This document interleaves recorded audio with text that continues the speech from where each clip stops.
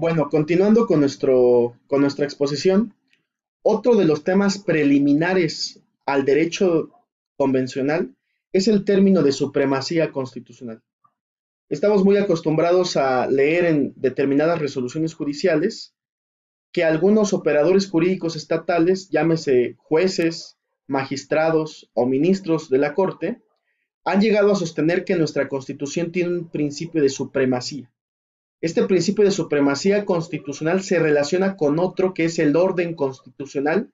que debe de prevalecer en el sistema jurídico mexicano con el propósito de sentar las bases a una política pública consistente en la certeza jurídica. Certeza jurídica que de igual forma también forma parte, con el perdón de la tautología, con una garantía constitucional. Si nosotros revisamos el artículo 23 de la Constitución, el artículo 23 establece la garantía constitucional de la certeza jurídica a través de la cosa juzgada. Entonces el espíritu del legislador y la mayoría de los doctrinarios han llegado a sostener, o por lo menos eso sostiene la novena época, que el control judicial de la Constitución es atribuible de forma exclusiva al Poder Judicial de la Federación. Esta tesis es un poco trasnochada en el sentido de que no habla propiamente de otros temas que en su momento vamos a ver que es el control difuso. Recuerden ustedes que el control difuso es aquella forma o es la nueva metodología desde mi punto de vista que tienen los operadores jurídicos para poder interpretar la Constitución y poder lograr en un determinado momento la inaplicación de determinadas porciones normativas. Esto es un tema muy importante porque se ha puesto mucho de moda el hecho de que algunas porciones normativas en códigos nacionales, en leyes inferiores o en la propia Constitución, nos vamos a dar cuenta que la atribución que tiene el Poder Judicial de la Federación en el México de hoy es una función indudablemente de interpretación constitucional, pero también tiene la obligación de hacer un control para evitar que se viole la Constitución. La pregunta que yo me hago es la siguiente. Si existe una restricción constitucional en la propia Carta Magna y un operador jurídico que pertenezca al Poder Judicial de la Federación, a través del control judicial que tiene, puede llegar a inaplicar una porción normativa en la Carta Magna, argumentando o aludiendo un derecho convencional. Verbigracia, imaginen ustedes que tramitan que interponen un recurso extraordinario en contra de la imposición de la medida cautelar consistente en la prisión preventiva justificada o la prisión preventiva oficiosa, argumentando que el artículo 19 constitucional es violatorio a los tratados internacionales por medio del cual México ha suscrito a lo largo de los años. Tanto ustedes como yo sabemos que la prisión preventiva oficiosa es una institución retrógrada del sistema acusatorio adversarial y oral. Para los que somos litigantes, pues sabemos que la prisión preventiva oficiosa es violatoria del derecho humano, pero si existe un control judicial de la Constitución, pues evidentemente el Poder Judicial de la Federación no podría en un determinado momento hacer una declaratoria general de inconstitucionalidad o inaplicar el artículo 19 constitucional bajo el argumento de que existe un control judicial. Y justo por eso es importante saber o conocer el sistema interamericano de justicia que en un futuro lo vamos a analizar. ¿Por qué razón? Porque tanto ustedes como yo sabemos que en materia de justicia, en materia de amparo específicamente, hay un principio de definitividad. Lamentablemente nuestro control judicial sigue estando debidamente privilegiado por el Poder Judicial de la Federación. Y por más que un operador, litigante, postulante, advierta alguna deficiencia en nuestra Carta Magna, eso le impide al Poder Judicial de la Federación inaplicar porciones normativas argumentando el control judicial. Aquí está la referencia. Y la pregunta sería la siguiente, a raíz de lo que estamos platicando, ¿cuál sería el fundamento constitucional del control judicial de la Constitución? Bueno, aquí vamos a encontrar una transcripción de lo que establece el artículo primero, párrafo primero de la Constitución,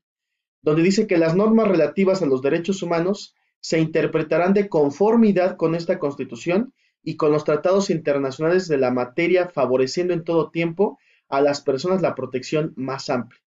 Si se dan cuenta, en el primer párrafo del artículo primero de la Constitución se establece tanto los derechos fundamentales de corte garantista como los derechos fundamentales de corte restrictivo, lo que platicábamos en la sesión pasada. Pero en el párrafo segundo del artículo primero, vamos a encontrar un mecanismo garantista que son los métodos de interpretación constitucional que nosotros podemos ejercer cuando hagamos alguna petición ante alguna autoridad jurisdiccional, llámese juicio de amparo e inclusive ante un tribunal de enjuiciamiento o ante un juez de control en cualquier etapa del proceso, etapa intermedia o etapa de investigación. La pregunta sería, bajo los términos de lo que dispone el párrafo segundo del artículo primero de la Constitución, ¿cuáles son esos métodos de interpretación constitucional y cuántos son? Son dos. La interpretación conforme, que es una interpretación muy parecida a la interpretación constitucional, pero en donde nosotros como operadores jurídicos debemos de entender lo que quiso dar a entender el legislador a través del análisis que en su momento les platicaba, que Ignacio Burgó aplicaba, que era analizar la exposición de motivos, el diálogo de los debates de las reformas constitucionales para entender cuál es la interpretación conforme al criterio del legislador. Y una interpretación pro persona, que eso evidentemente maximiza y potencializa los derechos reconocidos en la Constitución. Aunado a lo anterior, me permito solicitar que recordemos los tres cuartetos constitucionales del neoconstitucionalismo o del mal llamado neoconstitucionalismo, en donde claramente se establece, en términos de lo dispuesto por el artículo primero, párrafo tercero, que todas las autoridades en el ámbito de sus competencias tienen la obligación de promover, respetar, proteger y garantizar los derechos humanos de conformidad, de ahí la interpretación conforme, con los principios de universalidad, interdependencia, indivisibilidad y progresividad. En consecuencia, el Estado deberá prevenir, investigar, sancionar y reparar las violaciones a los derechos humanos en los términos que establece la ley. El artículo tercero, básicamente, el párrafo tercero del artículo primero, básicamente, establece una teoría que, en palabras del doctor José Díaz de León Cruz, representa la teoría de los tres cuartetos constitucionales, en donde a raíz de una interpretación conforme y pro persona, nosotros podemos hacer una reconfiguración del control judicial que tiene exclusivo el Poder Judicial de la Federación en la novena época, para tratar de persuadir y convencer a todas las autoridades, en el ámbito evidentemente de sus competencias, para que en un determinado momento ellos puedan realizar una interpretación conforme, maximizándola al mayor beneficio de las personas.